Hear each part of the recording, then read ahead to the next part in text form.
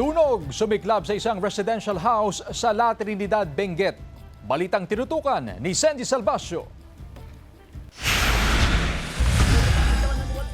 Pasado alauna ng hapon kahapon. Ganito nakalaki ang sunog sa Piripin Bato, Barangay Pico, La Trinidad, Benguet. Tuluyang tinupok ng apoy ang bahay na ito na ayon sa mga otoridad gawa sa light materials. Sa video namang ito, kita ang makapal at lawak ng usok mula sa nasusunog na bahay. And unfortunately, dahil sa layo ng location, it took us 20 minutes. Nakarating po kami doon ng 2:01 ng hapon, ma'am. Which is approximately 6.5 kilometers po yung layo. Humigit kumulang 1 oras na inapula ang sunog na umabot sa unang alarma. Wala namang naitalang sugatan sa 6 na individual na nakatira sa bahay. Yung bahay niya po, ma'am, ay isang story na residential na made of light materials. Which is unfortunately, totally burned din po siya. Kasalukuyan pang inaalam ng mga otoridad ang sanhi at danyo sa sunog. Sinusubukan pa ng GMA Regional TV 1 North Central Luzon na kuhanan ng pahayag ang may-ari ng bahay. Patuloy naman ang panawagan ng mga otoridad sa publiko na maging maingat upang maiwasan ang sunog. Sandy Salvacio, 1 North Central Luzon.